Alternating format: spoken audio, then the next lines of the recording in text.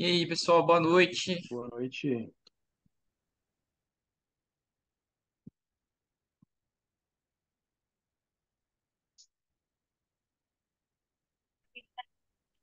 Oi, gente, já entra rapidinho. Boa noite, Alberto. Tudo bem? Boa noite, beleza? Tudo tranquilo. Tá aí como o nome de Ricardo aí É, no. tô tentando trocar aqui que a gente tá pela conta da Abraps. Ah, tá.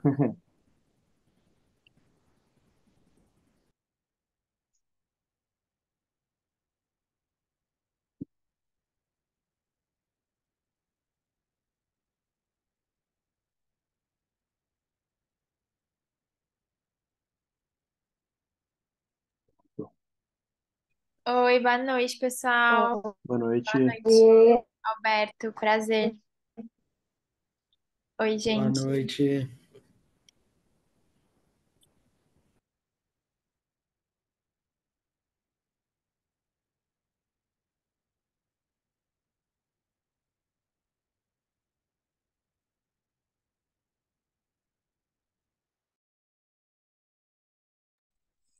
E aí, gente, todo mundo com o café já em mãos, às 19.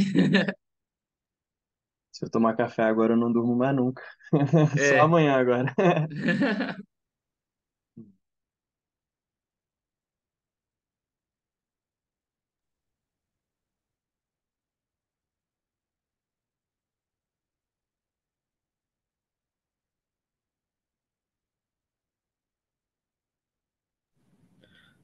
Gabriel, deixa eu te perguntar.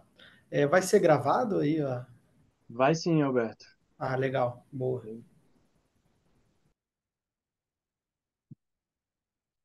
De como de fato encaminhar para a reciclagem, né? E ainda assim, quando mergulhamos ainda mais nesses números, nós vemos que apesar de serem 3% dos resíduos totais gerados no Brasil encaminhados para reciclagem, 100% das latas de alumínio, elas são de fato encaminhadas para reciclagem. Então, o que é isso? Hoje, todas as latas de alumínio que são produzidas, elas são recicladas. Isso aí é um indicador bastante expressivo, né? Somos líderes mundial na reciclagem desse tipo de resíduo, porém, quando a gente mergulha em cima desse número, a gente se depara muito mais com uma problemática social, que é justamente a existência de pessoas catadoras que precisam sobreviver catando latinha, seja na praia, seja nas ruas, enfim, em eventos em qual a gente se depara, né? E aí é bacana ver que a Política Nacional de Resíduos Sólidos ela surgiu e foi o primeiro um marco, né, regulatório na gestão de resíduos, na qual justamente identificou esse grupo de catadores e mais do que isso vem fortalecendo esse grupo, né? Primeira coisa foi dando notoriedade e agora justamente implementando leis que obrigam o descarte e o direcionamento para essas cooperativas formadas por catadores, então, onde forma a tanto gerar impacto ambiental e social, né? Então, hoje o cenário que nós temos no Brasil é esse, ainda temos muito a caminhar, existem aí exemplos no mundo que vale a pena a gente incorporar, mas hoje o cenário ainda é de uma desinformação, uma baixa conscientização, e se hoje a gente tem um alto índice de reciclagem de latas de alumínio, é muito mais uma problemática social do que um alto grau de conscientização da população, né? Mas a perspectiva futura ela é positiva. Nós vemos cada vez mais as empresas empenhadas a estar implantando programas, projetos e cumprindo o que a legislação determina, né? Então, assim, a perspectiva futura ela é bem otimista. E, bom, esse é um pouquinho de dados de um contexto atual no Brasil. Legal. E até comentando sobre essa questão da reciclagem das latas, hoje ela tem esse alto índice por uma questão social que você falou, porque elas têm um valor agregado maior para os catadores, é esse o ponto? Boa, boa. É, eu costumo dizer que para a reciclagem ser viabilizada no Brasil, nós precisamos de dois fatores. O primeiro, que são o fator tecnológico, então precisamos ter disponíveis tecnologias aí para serem implantadas e que favoreçam a reciclagem do resíduo, e o outro fator que é justamente a viabilidade financeira. Então, a partir do momento em que não há viabilidade financeira para se reciclar, obviamente não vão existir, né, grupos interessados em praticar e comercializar, enfim, em estar justamente fazendo a transformação desse material. Então, é interessante, de forma a aumentar a cadeia da reciclagem, né, fomentar, estruturar, justamente ter investimento que viabilize a tecnologia e haja viabilidade financeira para quem está inserido nela. Esses são dois pontos cruciais, né, para justamente aumentar o índice de reciclagem no nosso país.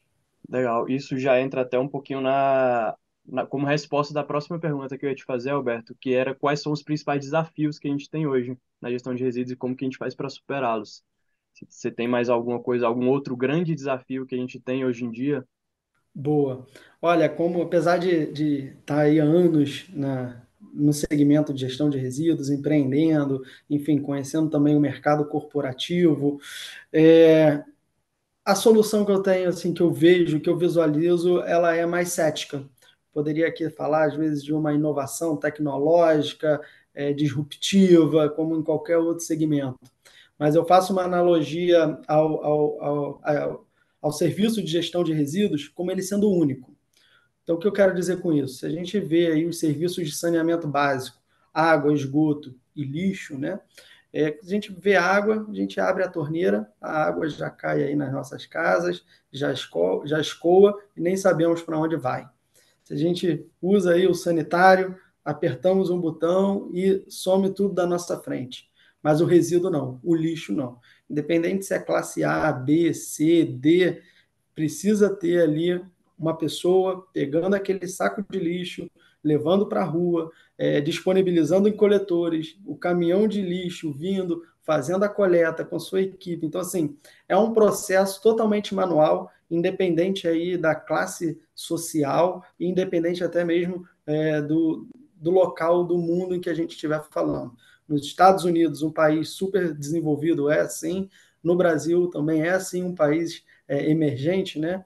Então, assim, eu digo que não há assim, não é uma visão pessimista, mas eu acho que não existe uma solução inovadora, disruptiva para a gestão de resíduos como um todo. Mas o pilar, a base, a raiz da solução, sem dúvida nenhuma, se dá na conscientização ambiental, na educação ambiental.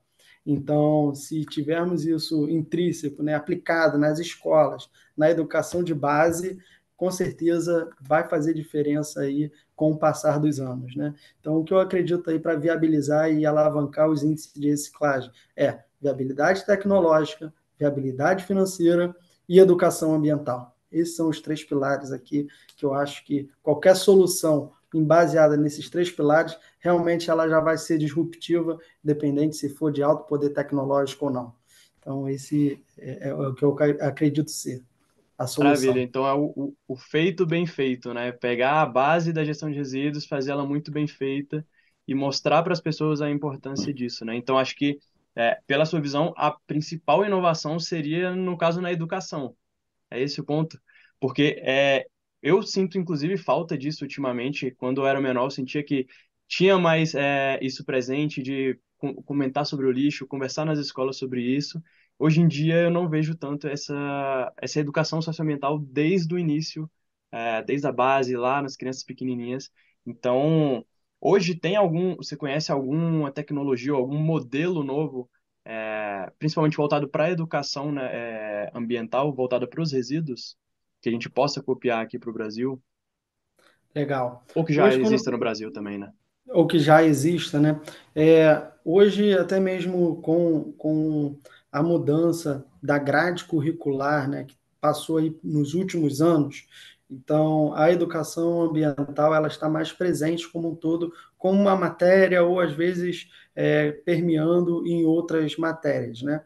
Então, o que antes era, né, não sei, aqui na minha época, quando a gente falava de educação ambiental, era plantar feijãozinho no algodão e ver, e ver nascer ali, né? E aí, quando você crescia, tinha ali, começava a ter aula de química, aula de física, acabava tendo, assim, muito segmentado. Hoje, até mesmo com a mudança da grade curricular, que tivemos aí nos últimos anos, a educação ambiental, ela atua, né, ela é citada de forma transversal a essas matérias. Então, poxa, hoje quando ele fala, tem ali uma questão de química, talvez ele lide com a reciclagem de polímeros e de plásticos.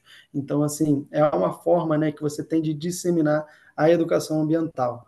Quando lidamos aí um pouco de tecnologia, né, de inovações disruptivas, um grande case assim que eu vejo e visualizo no Brasil é justamente no crédito de logística reversa. Então, hoje temos aí muitas empresas que atuam com crédito de logística reversa, e esse é um pilar em que visa justamente incorporar cada vez mais e injetar recursos financeiros na cadeia da reciclagem. Então, o que é isso? Hoje, um operador de reciclagem em que ele está presente num programa de crédito logística reversa, além da remuneração proveniente da venda do seu material, ele também tem uma fonte secundária de renda, que é justamente na geração dos créditos. E isso tudo, né, temos aí empresas que atuam com blockchain, que faz todo o rastreamento, toda a geração de crédito de forma tecnológica. Então, eu vejo aí, né, uma forma em que a tecnologia contribuiu para a cadeia da reciclagem como um todo, né? Então, esse é uma solução que eu acho e diferente. Não sei se tem outros países no mundo que têm aí essa geração de crédito logística reversa. Cara, bem legal. E isso é algo novo, né? Eu estava pesquisando recentemente sobre, e eu lembro de ter visto algo do tipo sobre crédito de logística reversa, mas eu nem cheguei a aprofundar e eu vi que era algo regulamentado recentemente, né? Isso. Ele surgiu através da Política Nacional de Resíduos Sólidos, né? Mas coisa de 5 anos em que isso foi ganhando cada vez mais peso. Ainda tem, nos últimos 2 anos, que surgiram as legislações estaduais, então, assim, né? Cada vez mais vai aumentando a obrigatoriedade, né? Pelas empresas estarem adotando esses créditos, estarem absorvendo esses créditos de logística reversa. Então, agora temos já legislações estaduais, então as empresas que lançam embalagens no mercado, elas precisam justificar que promovem a reciclagem ou de forma direta, então, que é justamente ter uma equipe que faz a coleta e a logística reversa dessas embalagens, ou de forma indireta, que é adquirindo créditos de logística reversa. Então, essa é uma forma, né, em que tem cada vez mais ganhado um peso e uma força enorme aqui no Brasil e vem contribuindo. Então, por exemplo, hoje o vidro, que é um material de baixo valor agregado, se um operador da reciclagem ele só ganha dinheiro comercializando vidro, ele não tem interesse em estar trabalhando com vidro, pois vai ocupar espaço no galpão dele e no final das contas vai dar uma baixa remuneração. E se ele tiver que fazer a coleta desse material, então as contas não fecham. Então, justamente, se ele, além de vender o material, ele também gera crédito de logística reversa, é uma forma em que torna já financeiramente viável para ele estar trabalhando com esse tipo de resíduo. Então, poxa, antes ele ganhava, vamos supor, 10 centavos, agora ele ganha 20. Opa, já começa a ser financeiramente interessante para ele estar trabalhando com esse material. Então, é uma solução que, incorporada aí, né, de forma majoritária, eu acho muito interessante. E, óbvio, né, com todo o trabalho de rastreabilidade proveniente de tecnologias, pois ela é feita em cima de notas fiscais, então precisa ter muita atenção dessas notas não serem duplicadas, enfim, para garantir mesmo que, de fato, os créditos são únicos e, de fato, foram gerados através do material sendo encaminhado para reciclagem. Legal. Uma curiosidade, esse novo modelo, ele foi baseado no mercado de crédito de carbono?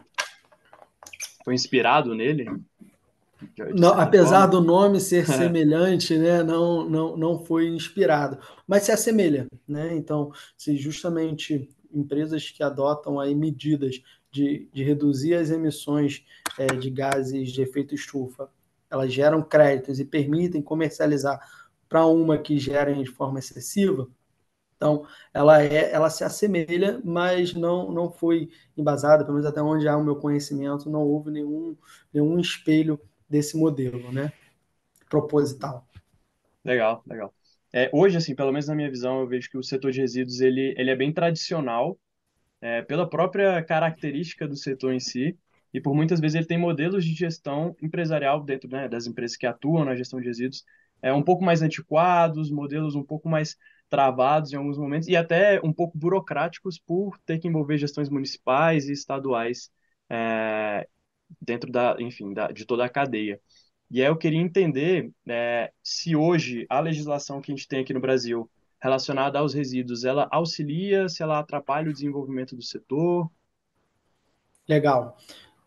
Por um lado, ela ajuda, ela contribui, ela ajuda na organização, conforme eu falei, até mesmo a Política Nacional de Resíduos Sólidos, ela veio para amparar os catadores, que era uma classe completamente esquecida, completamente invisível perante a sociedade. Então, a Política Nacional de Resíduos Sólidos, ela trouxe esse marco, né, de dar visibilidade a essa classe tão importante, que são a classe dos catadores de resíduos, e mais do que isso, né, dar força a eles para se organizarem como cooperativas, como instituição, e aí sim, né, gerar um impacto social também. Então, por esse lado, eu acredito que ajuda. Por outro, eu vejo que até mesmo não só a legislação ambiental, mas outras, a própria Constituição brasileira, né, sempre ouvi dizer que ela é muito complexa comparada a algumas outras que são muito mais simplificadas. Então, acho que, de certa forma, a legislação também ela acaba inibindo a reciclagem dos materiais. Então, por exemplo, hoje, se você, Gabriel, quiser ir no mercado e comprar 100 lâmpadas e colocar no seu carro, você pode, 100 lâmpadas novas no seu carro, você consegue transportar isso no seu próprio veículo. Mas agora, se você quiser descartar 100 lâmpadas já usadas, queimadas, de forma correta, você precisa ter uma empresa licenciada, você precisa emitir um manifesto de transporte de resíduos. Então, tudo isso acaba inibindo. Por mais que no final das contas você leve numa empresa licenciada, um destinador final que seja aí, né, enquadrado dentro da lei. Mas agora, você não ter todo esse material, ou às vezes está iminente a receber sanções, acaba justamente dificultando, né? Então, poxa, o empreendedor, o empresário que quer começar no meio de transporte de resíduos, ele tem uma série de burocracias a serem cumpridas para poder iniciar. Então, assim, né, a gente acaba vendo quanto que como que a legislação, da mesma forma que ajuda, ela acaba inibindo também, né? Mas, saindo do zero, eu acho que a legislação ela precisa ser implantada, e mais do que isso, né? Precisa ter cada vez mais fiscalização, para ter certeza de que ela de fato está sendo seguida. Maravilha.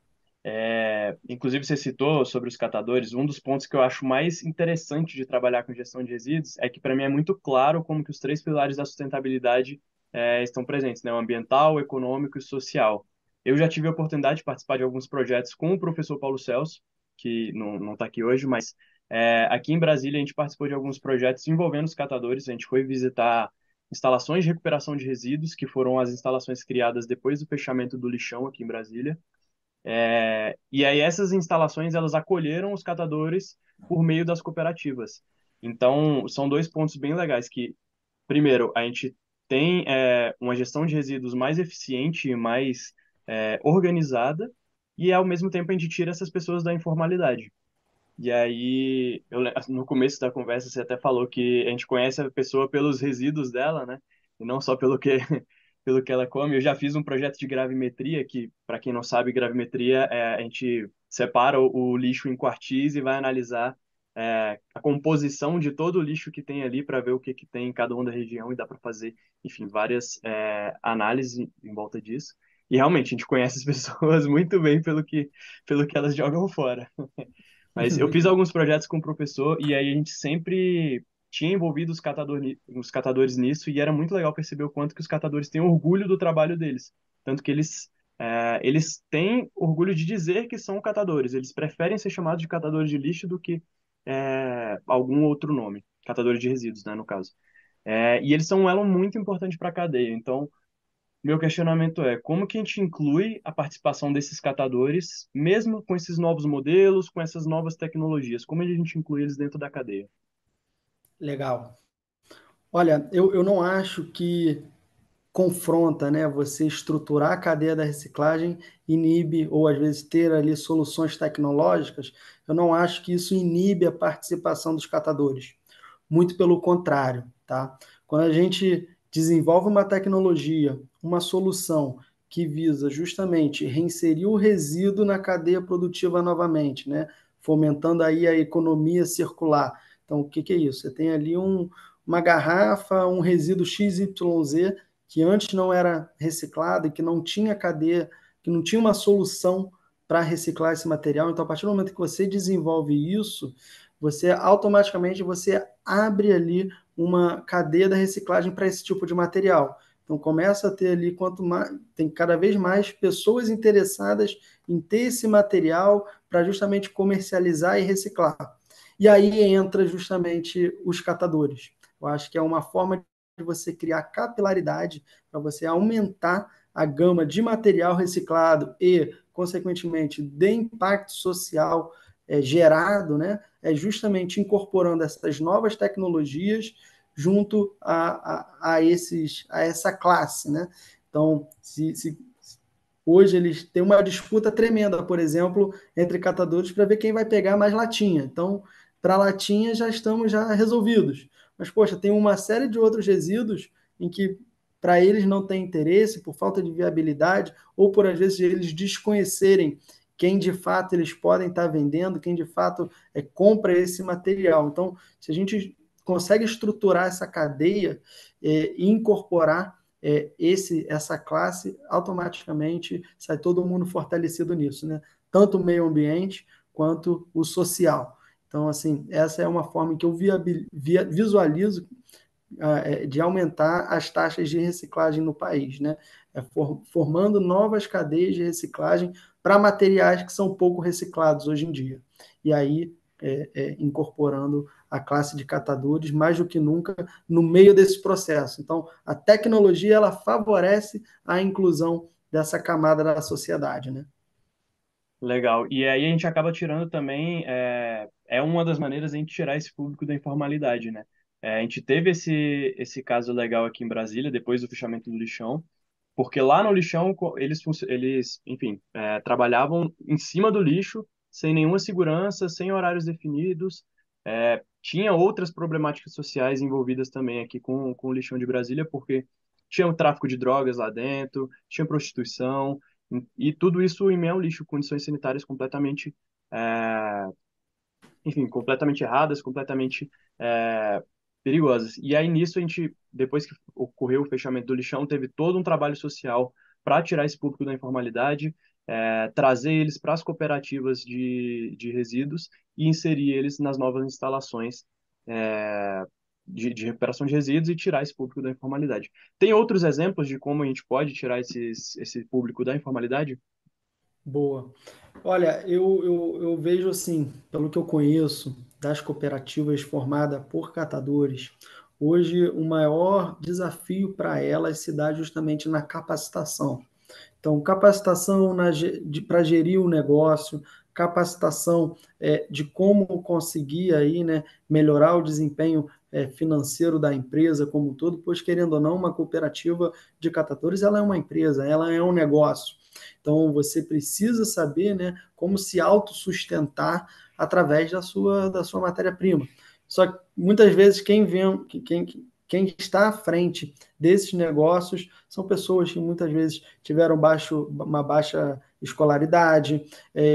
Então, assim, acaba sendo que a raiz, né, para solucionar é a capacitação dessa classe como um todo, né, dos catadores como um todo. Eu acho que isso é um grande desafio a ser superado e que vai ajudar muito. Tem hoje muitas iniciativas de organizações, de ONGs, que vêm para justamente capacitar e estruturar essas cooperativas de forma a elas serem autossuficientes, de forma a elas não precisarem ter alguma dependência de investimento público ou às vezes algum outro tipo de investimento, né? Então é interessante que a estruturação dessas cooperativas e das pessoas que estão lá à frente delas, ela é essencial para justamente cada vez mais estarem inseridas e contribuindo para o aumento da taxa da reciclagem no Brasil. Legal. Inclusive, um dos projetos que eu atuei aqui foi um projeto de educação financeira para os filhos dos catadores e para os catadores também. Porque o Bacana. que que acontece? No lixo, quando eles atuavam no lixão, tudo que eles catavam no dia, eles vendiam no mesmo dia. Então, diariamente, eles tinham a renda do trabalho deles.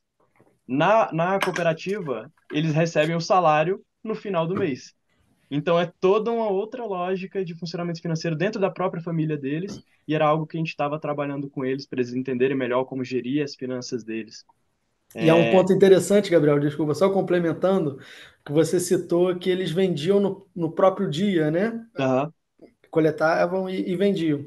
E uma das formas que você tem de valorar e valorizar o material é justamente você acumulando uma carga. Então, você conseguindo negociar uma carga maior, você consegue aí barganhar preços melhores e ter aí uma receita maior. Então, o fato de você vender todo dia também já é uma forma, né, em que financeiramente não é mais otimizada para eles. Então, assim, né, como o trabalho de educação financeira ela é muito importante para essas pessoas, né? legal. E aí, justamente juntando isso, o que eu queria te perguntar é como que a gente consegue unir essa visão acadêmica. A gente já fez alguns projetos aqui Hum. na minha universidade, eu tenho certeza que o pessoal aqui também já participou de alguns outros projetos. Como que a gente une essa visão acadêmica com a visão de mercado? Você como empreendedor, de que forma vocês conseguem olhar para as universidades, para as pesquisas, para as coisas mais atuais, mais inovadoras e trazer isso para o negócio de vocês? Boa. Bom, eu como fundador da GIRI, né, o próprio nome já diz, Gestão Integrada de Resíduos. E quando a gente fala de integração de resíduos, nada mais é do que você desenvolver solução em que você conecte um resíduo à sua solução final, tá? Evitando ali intermediários que possam inviabilizar. Para resíduos básicos, como papel, papelão, plástico, isso já está muito bem estruturado. Mas agora, quando a gente pega resíduos mais complexos, aí precisa de um trabalho de inteligência em resíduos para justamente criar essa cadeia da reciclagem. E uma das formas, né, que tem de viabilizar é justamente isso, né, de você identificando essas soluções, de mapear essas soluções para justamente viabilizar a reciclagem de resíduos que hoje não são tão reciclados ou que há um desconhecimento disso, né, da reciclabilidade desses materiais. Então, essa é uma forma na qual eu atuo, que é justamente disso, de você identificar e reciclar o que hoje as pessoas dizem que não é possível encaminhar para reciclagem, né? Legal, Ju, está com a mão levantada, quiser falar? Queria só aproveitar esse gancho de vocês para tirar uma dúvida, porque uma questão eu acho que o isopor, eu tenho muita curiosidade disso, porque assim, na minha cidade tem cooperativa e eu já até entrei em contato com eles para tirar essa dúvida, né, se eles coletavam isopor, eles disseram que não, mas em algum outro lugar eu já tinha ouvido falar que poderia ser reciclado e eu queria saber então sobre esse material. Boa, boa.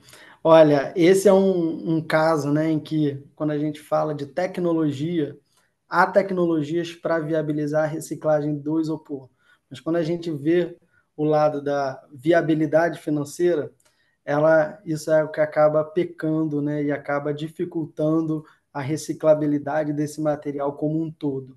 Então, por quê?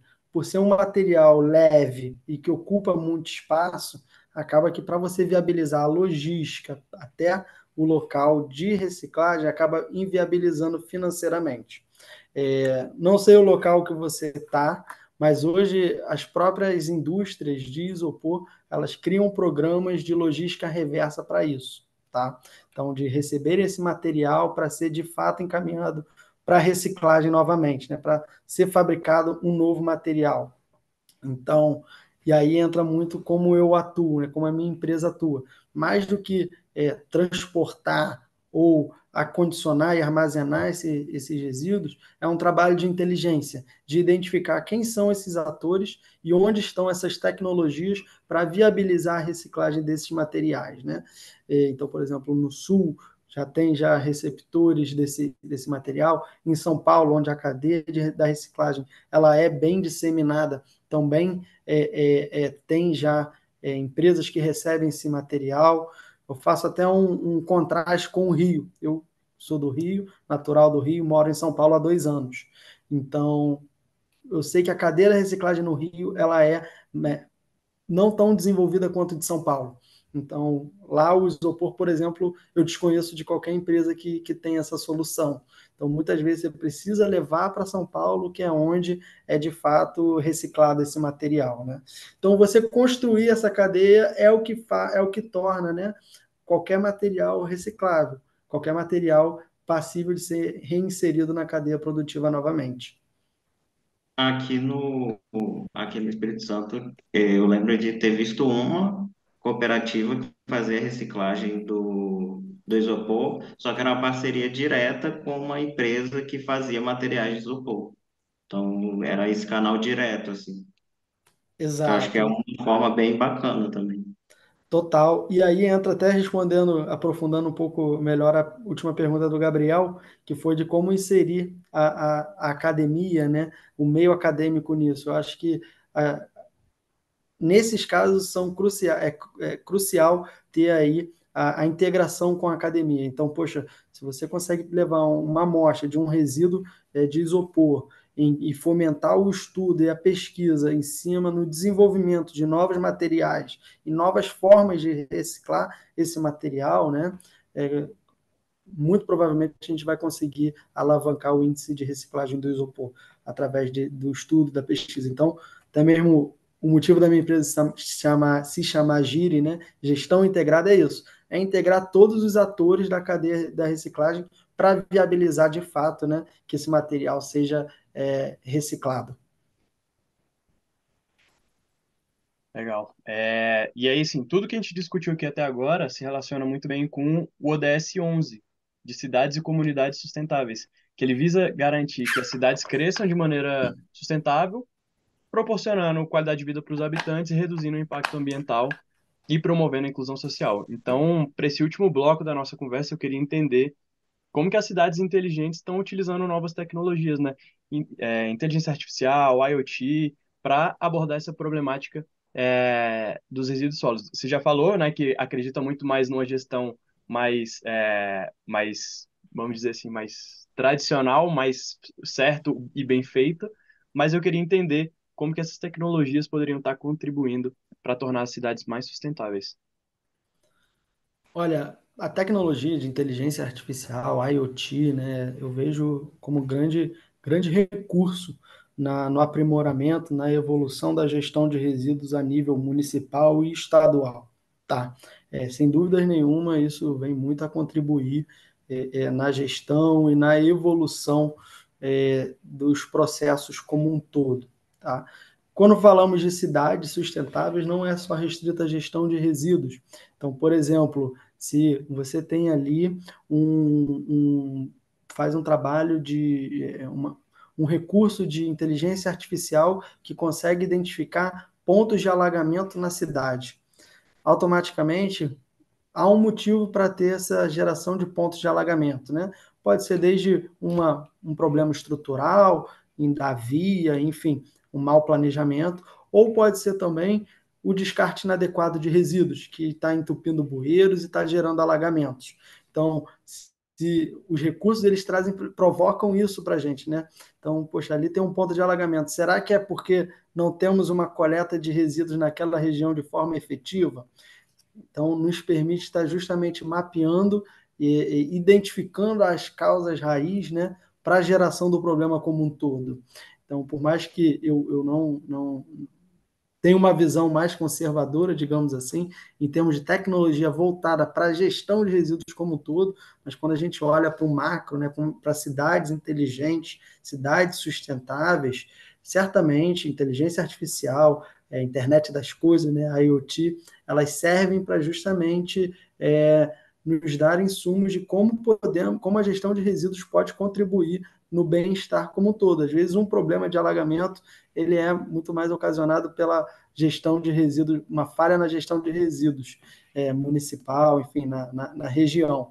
Então, vale ter, sim, esses recursos implantados, mais do que nunca. Acho que isso vem e não volta, a gente não vai voltar para trás, né? Não vamos voltar a dar passos para trás, pois a ideia é que seja cada vez mais evoluído e desenvolvido nesse aspecto tecnológico. Legal. E até pegando esse exemplo que você falou dos alagamentos, teve um outro projeto que eu participei aqui também, que a gente fez a gravimetria dos bueiros aqui em Brasília. A gente abria os bueiros e coletava todo o lixo que estava ali dentro para analisar o que estava sendo jogado. E aí teve uma diferença muito significativa, muito expressiva das regiões de alta renda para a região de baixa renda. As regiões de alta renda, que é o plano piloto, no caso, a maioria dos bueiros só tinha folhagem, só tinha poda, folhagem, um ou outro papel. E nas regiões de mais baixa renda, nas cidades satélites, você encontrava tudo o que você imaginar: plástico, papel, caixa, enfim, todo tipo de resíduo imaginável. E aí a gente levantou o questionamento, né, de que será que o problema é a gestão de resíduos, é a forma como ele está estruturado, ou será que o problema está na conscientização da população dessas diferentes localidades? Será que a gente está lidando do mesmo jeito com dois públicos diferentes? E aí eu entro no meu último questionamento, que é como que a gente consegue conscientizar a população de uma maneira eficiente? Olha, a educação de base, né, ter ali a educação ambiental nos primeiros anos, acho que sem dúvida é uma forma de fomentar isso. A minha primeira empresa em que eu fundei, ela era voltada à coleta seletiva em condomínios. Então, mais do que ter um espaço para acondicionamento, logística, enfim, mais do que ter toda essa estrutura no condomínio, a base, a solução, ela se dava em justamente um trabalho de educação ambiental com os moradores. Porque, tanto com os moradores e com os funcionários, né? Não adiantava o morador separar o resíduo, os recicláveis, né? E aí vem o funcionário e mistura tudo. Não adiantava nada o morador separar os recicláveis na sua casa, o funcionário acondicionar no local certinho, mas vem o caminhão e mistura tudo, né? Então, a educação ambiental também ela vem muito para direcionar o que é, o que não é. Tinha dúvidas assim tremendas em que eu me deparava, né? Então, muitas vezes vinha um questionamento: Alberto, eu quero descartar um CD. Como que isso é reciclável? Aonde que eu boto? Então a gente tinha todo um trabalho, pilhas, baterias, então assim, resíduos domiciliares, né, geravam aí grandes questionamentos. E eu acho que isso deveria ser mais claro. Isso deveria estar aí, né, de forma, não sei se vocês viram, se eu não me engano, foi no programa do Caldeirão do Hulk, enfim, teve uma pergunta de R$ 1 milhão, em que perguntava qual eram as cores da lixeira da coleta seletiva, qual que era metal, enfim, eu não vi, eu fiquei sabendo disso. Então, assim, Mentira. ele não sabia o que era a resposta. Então, ele soube vários outros temas até mais profundos, e quando chegou nessa pergunta, ele não ganhou R$ 1 milhão. Isso, para mim, evidencia aí justamente um gap, né, que nós temos na educação ambiental como um todo na população. Então, eu acho que, sem dúvida nenhuma, uma forma de se aumentar a consciência, a sensibilização. Quando a gente fala de educação ambiental, são 3 estágios, né? Primeiro é a sensibilização. Então, quem não quer, quem não faz, primeiro você tem que sensibilizar, mostrar para ele: poxa, se você descartar errado, as tartarugas vão morrer, enfim, associar ele a alguma problemática. Vai aumentar o alagamento na sua rua, aí ele já está sensibilizado.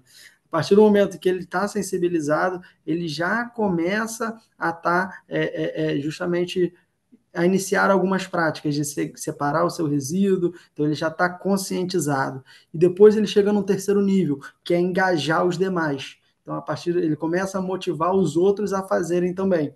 Então, assim, são esses 3 níveis que nós chamamos, assim, os níveis de consciência ambiental, né, de conscientização ambiental, e que eu acho que precisa ser trabalhado como um todo, enfim, independente da faixa etária, independente do momento. Eu acho que para a gente aumentar a conscientização da população, precisa ser trabalhado esses 3 níveis, né, para que cada vez mais as pessoas caminhem para o terceiro nível. Bem legal, Alberto. E aí, com isso, a gente chega aqui no final da nossa parte, né, do que a gente tinha de pergunta, mas o pessoal que está aí participando aqui com a gente, se tiver alguma dúvida, quem quiser abrir o microfone e participar, ou mandar uma pergunta aqui no chat, fique super à vontade, que a gente ainda tem mais alguns minutinhos aqui. Eu queria falar um pouco, porque eu fiquei muito intrigado com esses 3% de reciclagem. Eu não fazia ideia. Então, eu cheguei até aqui numa pequena conclusão de que tem essa questão de região, né?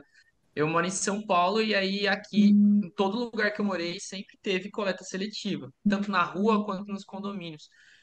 Então, o que eu queria saber é essa questão regional, se ela é tão agravante, agravante não, se ela é tão discrepante saindo desse eixo São Paulo. Eu ia falar Rio-São Paulo, mas você já falou que no Rio também, por exemplo, do isopor é uma questão. Boa. Olha, é até interessante, né? O índice, se eu pegar assim, o índice da cidade da onde eu nasci, que é Niterói, no Rio, o índice de reciclagem lá, ela é mais alta do que a da cidade de São Paulo, por exemplo, tá? Então isso expõe, né, como de certa forma pode ter aí um grau de conscientização das pessoas maior do que da população de São Paulo, tá? Isso porque estamos aí conectados em meio à natureza, enfim, pode ser uma motivação a mais, tá? Quando a gente diz da reciclagem como um todo, a cadeia da reciclagem no Brasil ela é muito falha, ela não é muito robusta ainda. Então, isso daí é o que ajuda também a ter, né, esse baixo índice de reciclagem como um todo. A gente vê, por exemplo, na região norte. Na região norte é dificílimo, eu digo até que vidro é considerado não reciclável porque não tem essa tecnologia disponível na região hoje para isso. Tem empresas que estão começando a ingressar e atuar lá para justamente aumentar a capilaridade desse material na região, né? Mas aí a gente se depara com essas regionalidades nisso, nesses 2 pilares, acho que são 3, né? Que é tecnologia, viabilidade financeira e justamente o grau de conscientização das pessoas, né? O isopor na região sul, lá é onde tem o maior número de fábricas de isopor. Então, a reciclagem de isopor lá, ela é mais forte do que em qualquer outra região, porque lá existem indústrias que fabricam e automaticamente reciclam esse material, né? Então, esses são os 3 pilares que precisam estar alinhados para que a gente consiga aí aumentar a reciclagem como um todo, né? E São Paulo é onde tem a maior estrutura, a maior cadeia de reciclagem, os maiores atores, as indústrias de transformação, elas estão em sua maior parte em São Paulo, né? Então tudo isso favorece, né, a presença de tecnologias no estado. Beleza, valeu. Boa. Alice? Oi, pessoal, parabéns, Alberto. Foi muito esclarecedor todas as respostas. Então, eu queria perguntar sobre a reciclagem do plástico, né? Eu tenho ouvido falar, enfim, já li em alguns lugares, que a reciclagem do plástico não é a solução, né? Porque ele tem uma vida útil e ele pode ser tóxico, né? Sendo reciclado, enfim, tanto para a saúde quanto para todas as outras questões que essa reciclagem pode trazer. Então, eu queria perguntar se você sabe de alguma tecnologia que possa, ajudar nessa questão, ou se realmente o caminho é a redução e não apostar assim na reciclagem, né? Claro que enquanto a gente usa é melhor do que nada, mas assim, para um futuro, né, qual seria essa perspectiva? Olha, quando a gente fala do plástico, tá? Primeiro, assim, vou dar um passo para trás. O que é o resíduo, né? O resíduo nada mais é do que um erro de concepção no design thinking do produto. Então, o que é isso? quando é desenhado esse produto, quando é projetado, a pessoa que fez, né, a equipe, não está pensando nesse material depois do uso. Então, muitas vezes você está ali querendo gerar funcionalidades, querendo deixar ali o usuário satisfeito com isso, mas não pensa no pós. Depois que ele for descartar e jogar fora isso, para onde que vai, como vamos reciclar isso, né? Então, esse é um primeiro ponto que eu levanto, né, de forma teórica, de que o resíduo nada mais é do que um erro de concepção do produto. Segundo ponto, quando a gente fala da reciclagem do plástico, cada vez mais está aumentando a reciclagem do plástico. E isso se deve por quê? Por essas mudanças na concepção do produto. Então, hoje as empresas, se vão produzir um material, um produto de origem plástica, elas fazem questão de utilizar um plástico reciclado, PCR que se chama, né? Plástico recuperado. Então, assim, então isso acaba aumentando o índice de reciclagem desse material. Óbvio, há uma vida útil, há uma quantidade em que o plástico ele consegue passar por um processo de reciclagem, ao contrário do vidro. O vidro ele é infinitamente reciclável, mas o plástico não, ele tem sua limitação. Uma das soluções está sendo justamente o uso e o estudo, e aí envolve mais um exemplo de envolver o meio acadêmico em pesquisa, em novas soluções, que é o bioplástico. Então, hoje tem plástico proveniente de cana-de-açúcar, por exemplo, tem plástico proveniente de materiais que são facilmente renováveis. Então, assim, não é mais do petróleo, né? Então, assim, essa é a ideia. Eu acho que, como diz a política dos 3 R's, né? Reduzir, reutilizar e, por fim, a reciclagem ela é a última ali, solução. Obviamente, a gente precisa repensar nossa forma de consumo. Então, poxa, dar prioridade para materiais que não são feitos de plástico, acho que isso é justo. Se for consumir, poxa, como que eu consigo reutilizar esse material, né? Então, poxa, sei lá, garfo e faca de plástico, será que não dá para dar uma lavadinha e utilizá-lo de novo? Em vez de ter que consumir cada vez mais, né, um novo. E aí, por fim, reciclar. Então, criar mecanismos de se reciclar esse material. Poxa, tem lixeira suficiente espalhada na cidade? Tem coleta periódica na região? Enfim, como que esse material está sendo acondicionado, armazenado?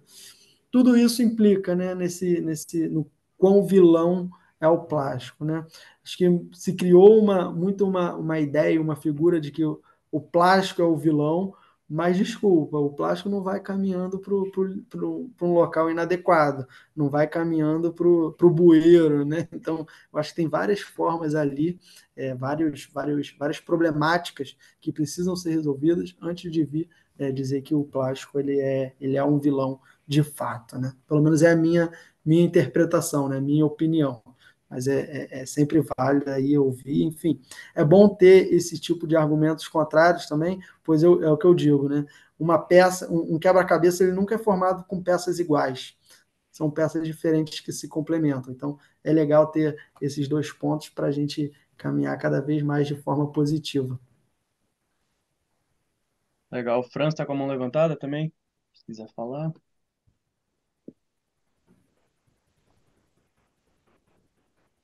Opa, tudo bem? Boa noite, pessoal. Boa noite. Minha Boa câmera noite. está meio escura.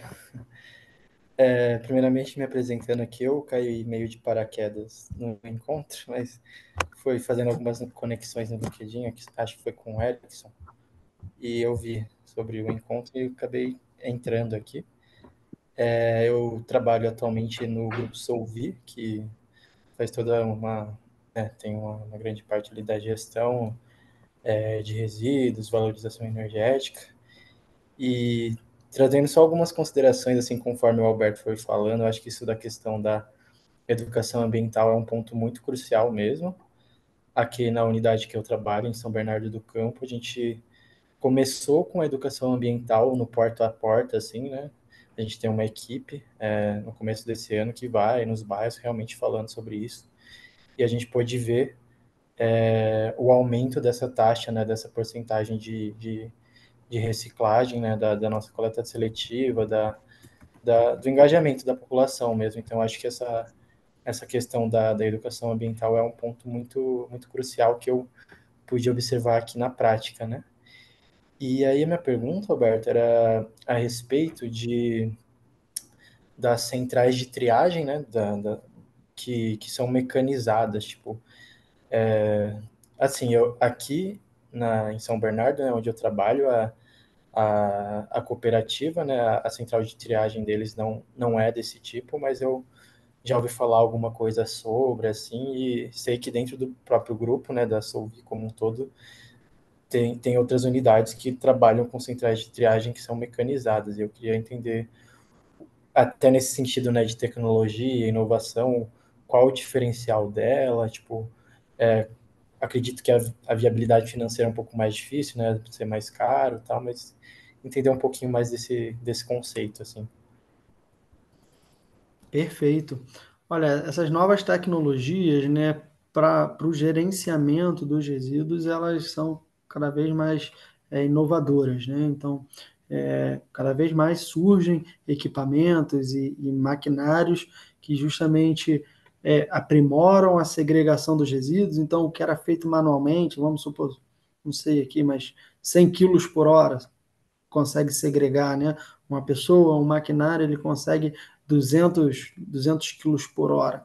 Então, quando a gente pensa aí, né, em uma central de resíduos para receber todo o material reciclável de uma cidade, talvez, né, de forma manual isso seja inviável. E aí seja necessário justamente a implantação desses equipamentos, né, para justamente estar gerando ali carga, enfim, poder atender toda essa demanda como um todo. Então, cada vez mais surgem tecnologias de segregar esse material, às vezes também existem tecnologias para um determinado tipo de material. Então, por exemplo, hoje você tem equipamentos em que você joga um pneu inteiro e ele automaticamente já separa ali as lâminas de metal, né, que tem dentro do pneu, na carcaça dele ali, ele separa a lâmina, ele picota ali a borracha como um todo, e essa borracha você já consegue comercializar e aplicar numa manta asfáltica, você consegue incorporar ali em produtos de borracha, como sandálias, calçados. Então, assim, os equipamentos eu acho que são cada vez mais modernizados, inovadores, para justamente conseguirem viabilizar a reciclagem como um todo, tá? Obviamente, acaba impactando na questão da viabilidade financeira. Exige ali um investimento inicial que acaba não gerando uma capilaridade, né? Não tornando possível para que muitas empresas e pessoas consigam estar adquirindo esse maquinário. Mas, como um todo, pensando num gerenciamento dos resíduos de forma otimizada, a inserção de implementos e equipamentos ela é super válida. Tá? Você consegue otimizar ali o seu armazenamento, e com isso você consegue ter um volume maior, você consegue vender melhor, você consegue aumentar a qualidade do seu material também, que te permite também ter uma receita maior. Então, assim, esses implementos e maquinários, eles auxiliam bastante na produtividade, né? Como um todo, enfim, ajuda o empresário. Você que disse que trabalha no Grupo Solvi, por mais que a causa seja bastante nobre, a solução seja sustentável, mas o retorno financeiro ele precisa existir, né? Convenhamos, por mais que seja, né, o interesse de gerar impacto social, ambiental, mas o retorno financeiro ele se faz necessário, afinal de contas, né? Senão seria uma ONG, seria viver de doação, enfim. Então, eu acho que eu vejo com muitos bons olhos essa evolução e sempre a implantação, sempre há lançamentos de novos equipamentos. A cada ano aí a gente se depara cada vez mais com novas soluções. Boa. A gente tem só mais duas perguntas aqui no chat. Uma é da Luísa, perguntando como a gestão de resíduos é muito específica dentro das características de cada cidade, como que a gente adapta diferentes modelos de sucesso à realidade de cada local. Boa pergunta, boa pergunta.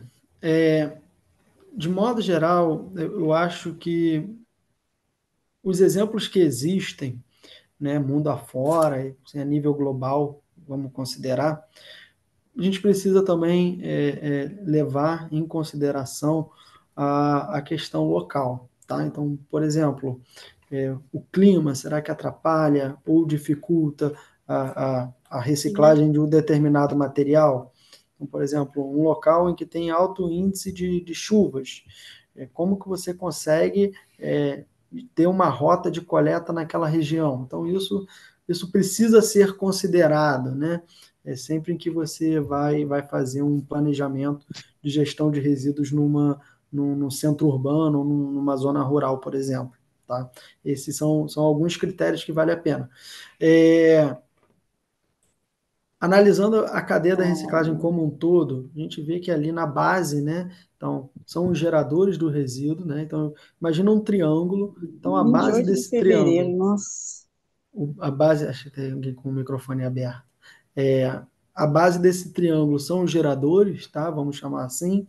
Ali na camada intermediária são os operadores de reciclagem, então, igual que o Franz se pronunciou aí, ele faz parte do grupo Solvi, então ele está ali a Solvi está ali no meio dessa pirâmide, né, desse triângulo, e no topo está a indústria de transformação. É a indústria que, de fato, vai pegar aquele resíduo depois de algum tipo de tratamento e ele vai criar e produzir um novo produto. Tá? Ele vai colocar novamente. Então, cada local ele acaba tendo assim uma interferência muito grande da presença de indústrias de transformação, para justamente viabilizar a reciclagem dos materiais como um todo, né? Então, esse é um impacto que tem, né, um pouco das características regionais. Uma região que não tem muitas indústrias de transformação, muito possivelmente a gente vai se deparar aí, né, com problemas na reciclagem de um determinado tipo de material. Enquanto outros, como São Paulo, dei até o exemplo para o Bruno aqui, que é a maior polo industrial do país está em São Paulo hoje. Então, assim, você consegue ali ter muitas soluções para resíduos que em outros estados eles não são aplicáveis, né? Ótimo, obrigado, Alberto. Tem mais uma que é a da Ju. Ju, se você quiser fazer essa pergunta aí. Rapidinho, que eu sei que a gente já estourou o tempo, mas enquanto o Alberto estava em uma das falas dele, você falou, Alberto, que essa cadeia da reciclagem ela era falha e tal. Você estava falando no Brasil como um todo, né? E aí eu fiquei curiosa, o que é falho mesmo, sabe assim, especificamente assim, quais são os aspectos que precisam se desenvolver? Boa. Antes, só um comentário, né? Eu sei que a gente estourou o tempo, mas quando o papo é bom, a gente vai falando. E esse é um assunto que eu adoro conversar sobre, então fico aqui horas e horas, sem problema algum. Bom, quando eu digo essa falha na cadeia da reciclagem, né, é muito mesmo na falta de estrutura, na estrutura em que permite a reciclabilidade dos materiais. Então, se a gente considerar o Brasil, nós somos um país territorialmente extenso. Então, como que você consegue, né, para a região norte, igual que eu dei o caso ali do vidro, poxa, você trazer para São Paulo para reciclar, que é onde tem ali uma solução, a logística inviabiliza, até porque, né, o alto custo de combustível, enfim, impostos, tem outras problemáticas ali inseridas dentro da cadeia da reciclagem, dentro da gestão dos resíduos como um todo, né? Então, quando eu digo essa falha na cadeia da reciclagem no país, é isso, é a falta de estrutura dessa cadeia como um todo, de ponta a ponta. A gente precisa garantir que de ponta a ponta ela tenha ali uma estrutura viável financeiramente e viável tecnologicamente falando, né, para que a gente consiga de fato reciclar o material, né? Pois qualquer falha ali que tiver, isso já inviabiliza. Então, o que eu quero dizer com isso? Um problema logístico, poxa, o custo logístico é muito alto, você já inviabiliza. Falta de ter uma tecnologia para justamente transformar esse resíduo em um novo produto, você já inviabiliza.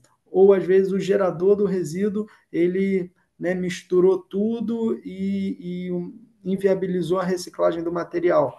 Uma coisa é você, sei lá, um papel A4 limpo, agora um guardanapo já todo sujo, você já inviabiliza a reciclagem dele. Então, essas três camadas, geradores, intermediários e a indústria de transformação, elas precisam estar muito bem alinhadas e muito bem estruturadas para justamente sanar os gaps em que a cadeia da reciclagem tem, né? Mas, de modo geral, eu vejo assim, algumas iniciativas como isenção de impostos, incentivos fiscais, eu acho que isso daí já ia trazer um grande resultado já como um todo, tá? Pois a gente acaba sempre se esbarrando na viabilidade financeira. O que eu quero dizer, muitas vezes tem um alto volume de material, a gente tem a indústria de transformação inserida numa determinada região, mas o custo logístico não fecha a conta, já não vale mais a pena. Tá? Então, acho que ter esses incentivos é uma forma de estruturar melhor, diminuir essas falhas, né, da cadeia da reciclagem no Brasil. Obrigada. Nada. Alice? Então, eu não sei, é que já passou tempo, mas é que eu tava com uma dúvida aqui que até relaciona com o que você acabou de falar, porque aquela hora que a gente tava falando dos catadores, né? Eu fico pensando, a logística, né? O lógico seria a pessoa coletou aquele resíduo que não é muito reciclado, né? E a ideia, né, seria que ela tivesse o comprador, que seria a própria indústria que produziu, né? Que daí entra nessa logística reversa. Só que na prática isso não acontece. A pessoa pega o resíduo e não tem o que fazer porque não tem valor, né? E aí, por que que isso acontece, né? Você acabou de falar, mais ou menos por conta dessa falha em toda a estrutura, mas assim, a minha pergunta era, é porque a política dos resíduos sólidos ainda é falha, ou se é porque falta esse incentivo, ou se porque assim a política não está sendo seguida, ou se depende do material, enfim, porque na cabeça seria lógico, mas na prática não é, né? Então, seria mais ou menos isso. Legal. Assim, se você analisar, né, o que eu acho que falta é uma fiscalização em relação à Política Nacional de Resíduos Sólidos. Ela tinha aí acho que era até 2020, que era para ser implantada de fato, e foi se prorrogando, e às vezes a gente tem ela plenamente no Brasil, né? Isso daí já era mais do que já passamos da hora, né? Do que era o planejado. Então, eu acho que a questão da fiscalização ela é um ponto. A questão desses incentivos, isso obviamente eu acho que vem a gerar também benefícios, tá? Como um todo. E aí a gente vale muito também se colocar no lugar do empreendedor, né? Então, assim, lá, imagina que você é dona de uma indústria, é dona de algum comércio, né? Então, pô, sei lá, você tem uma pizzaria. Então você vai, vendeu 100 pizzas no dia, então são 100 caixas de pizza. Poxa, você vai na casa de cada um deles, pegar aquela embalagem para você encaminhar depois para reciclagem, isso inviabiliza. Isso é utópico a gente pensar que isso seria possível, né? E aí pensando numa indústria, né? Uma indústria de caixas de pizza, então que ela vendeu aí 100 mil caixas de pizza, como que ela consegue retornar isso, né? De forma direta? É praticamente inviável, não tem como você ir em todos os pontos e você coletar. E aí, por isso que surgiu o crédito de logística reversa. Então, essas empresas, elas compram crédito de logística reversa junto aos operadores da reciclagem, né? Então, cooperativas de catadores ou cooperativas privadas mesmo, eles compram esses créditos como forma de injetar recurso dentro da cadeia da reciclagem. Então, assim, é uma forma em que tem, né, para justamente sanar e viabilizar o retorno dessas embalagens para a reciclagem novamente. Então, tornar elas, né, matéria-prima, insumos para criar novas embalagens novamente.